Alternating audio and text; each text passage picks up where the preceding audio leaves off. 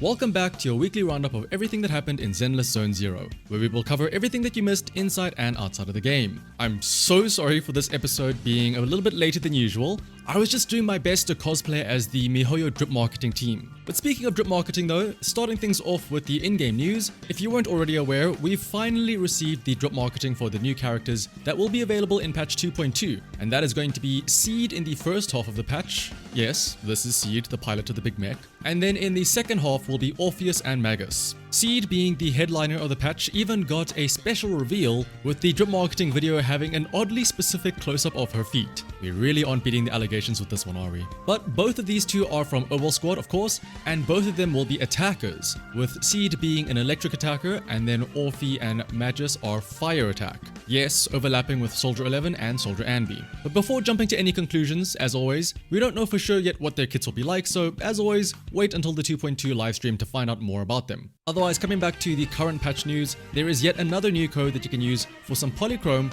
and that is ALICEYUZUHA. All caps, no spaces. But also later today is going to be the start of the Enna Chess Legend event, which will feature Bangbu Auto Chess alongside a ranked system too. And then a friendly reminder that this Friday is going to be the start of August. A new month means that all of the various monthly shops will be resetting. So be sure to buy out anything that you need from the residual shop and the logistics shop over at Scott Outpost before that monthly reset. Also on Friday, we have some double drops starting for routine cleanup to help you farm up some more discs. These double drops will be lasting from the 1st until the 6th of August. And of course, it's not a Friday without a Shiyu reset. The buff this time around will have the physical and ether resistance of enemies reduced by 15%, and when any agent activates their EX skill or a chain attack, anomaly damage will increase by 15%, with crit damage and sheer damage also increasing by 20%.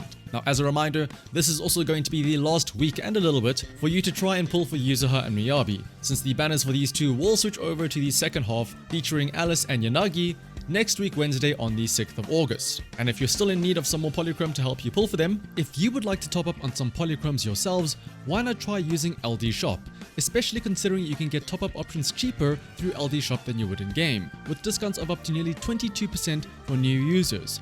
For example, purchasing an internet membership through LD Shop costs only $3.87 compared to the $5 if you were to purchase it in-game. And topping up is really easy. All you need is your in-game user ID and your server. Once you fill those in, you can click on top up, choose your payment method, and within seconds your order is completed and you can see the rewards in-game. And yes, you can even get the double bonus for first-time top-ups. LD Shop is a trusted and authorized service that is 100% safe and legitimate. Also, if you use my link in the description when you register on LD Shop, you will also get a 5% off coupon to use.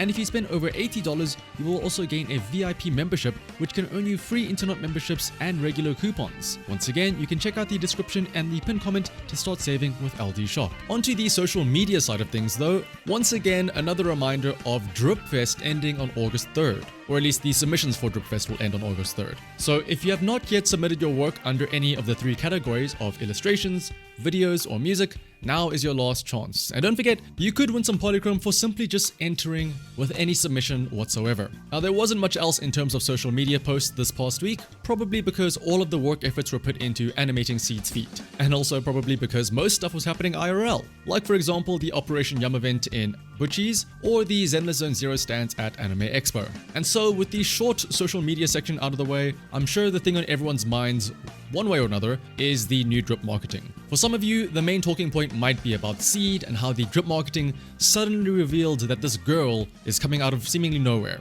For others, it might be that you see her as an electric attacker, despite us already having Soldier Anby, who is also an electric attacker. Or lastly, maybe you're just concerned about her feet. But the other important thing though to come out of this drip marketing that was shown off is what was not shown off. Of course, I'm referring to Komano Manato being completely absent from the drip marketing. And so if you're a fan of Manato himself, you could see this as a possible good thing, technically speaking, since at least for now, until he has been shown yet, it's kind of like Schrodinger's Manato. He still has the potential to be an S-rank character now in a future patch. Because I'll be honest, if they were going to show him somehow alongside Seed and Orpheus for this next patch, there's no way that he would not be made an A rank. But now, the jury is still out on what his rank will be. But coming back to the whole supposed bait and switch of Seed being a girl, I think that this shouldn't really be a surprise. Yes, I know that we were all expecting a big cool mech, but based on the few interactions with Seed that we do have before the reveal, it was very obvious that there would be some sort of pilot behind the mech.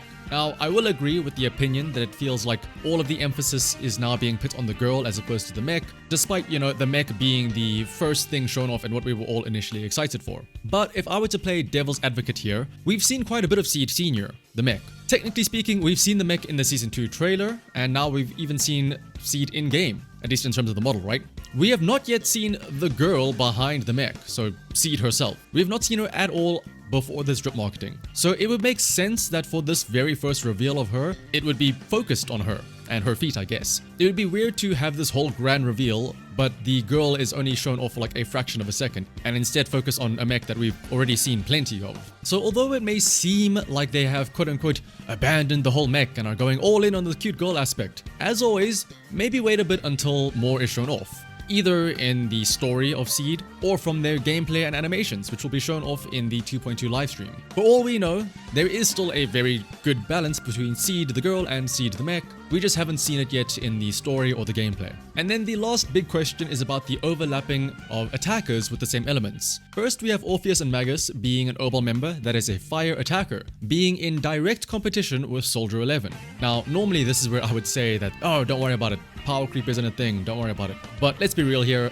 As a standard banner character, I feel like it's not even going to be fair to compare Orpheus with Soldier 11. Now again, that's not to say that Soldier 11 is bad, because I'm sure that there will be fire and attack buffs during the Orpheus banner that Soldier 11 can make use of. But I'm almost very confident that Orpheus and Magus will be a lot more fancy than Soldier 11, let's say that. But I think the bigger question is going to be with Seed and Soldier Anby. Like I mentioned previously with Alice and Jane, we're starting to get into the point in the lifespan of Zenless Zone Zero where things are bound to start overlapping, and it's harder to come up with genuinely new aspects to really set aside different characters from each other. Now, as per usual, this is going to be pure speculation on my end, but personally, instead of having Seed power creep or replace Soldier Anby, I would love it if they could somehow work together. Don't forget that Soldier Anby has that very oddly specific buff that she improves the damage of all aftershocks of the entire team. And realistically speaking, we don't really have anybody yet that can really take advantage of that other than Soldier Anby herself. We don't have anybody that does good aftershock damage. Yes, there is Trigger and Pulchra, but they